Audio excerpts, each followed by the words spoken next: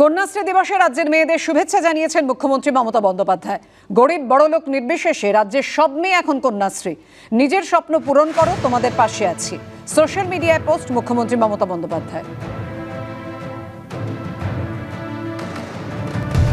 আরজিকর কাণ্ডের জেরে মমতা বন্দ্যোপাধ্যায়ের পদত্যাগ দাবি বিজেপির। শুভেন্দু অধিকারীর নেতৃত্বে বিধানসভায় বিক্ষোভ দেখান বিজেপি বিধায়করা।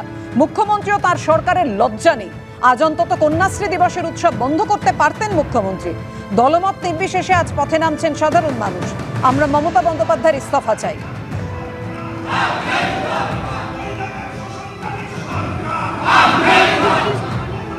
আমরা পুলিশ এবং স্বাস্থ্যমন্ত্রী তার পদত্যাগ দাবি করছি। এই দপ্তর যদি অন্য কারোর হাতে থাকতো তার পদত্যাগ চাইতাম।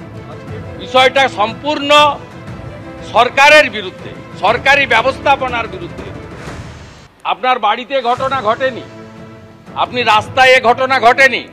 ঘটনা ঘটেছে কোথায়? রক্ষক যেখানে, ভক্ষক সেখানে।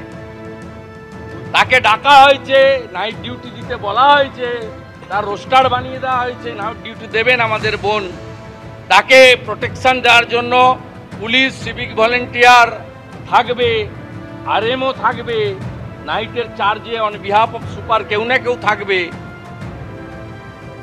তা বিষয়টা তো ঘটেছে যেখানে তার সম্পূর্ণ দায় দায়িত্ব এক স্বাস্থ্য দপ্তরের সাথে পুলিশ দপ্তর, আর এই দুটো দপ্তরেরই দায়িত্বে মমতা ব্যানার্জি। তাই মমতা ব্যানার্জির পদত্যাগ করে বাড়ি যাওয়ার সময় হয়ে গেছে।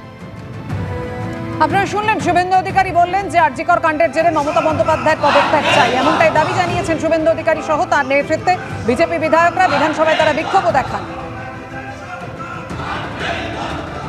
এ বিষয় নিয়ে আমরা কথা বলবো। তৃণমূলের রাজ্য সহসভাপতি জয়প্রকাশ মজুমদার এই মুহূর্তে আমাদের সঙ্গে টেলিফোনে রয়েছেন। জয়প্রকাশ, আপনি শুনলেন শুভেন্দু অধিকারী বলছেন মুখ্যমন্ত্রী ও তার সরকারের লজ্জা নেই। আজ অন্তত কন্যাশ্রী দিবসের উৎসব বন্ধ করতে পারতেন মুখ্যমন্ত্রী। মুখ্যমন্ত্রী পদত্যাগ দাবি করেছেন তিনি। মণিপুরে যখন মহিলাদের নগ্ন করে হাঁটানো হচ্ছিল তখন মণিপুরের বিজেপির মুখ্যমন্ত্রীর পদত্যাগ কি এই শুভেন্দু অধিকারী চেয়েছিলেন?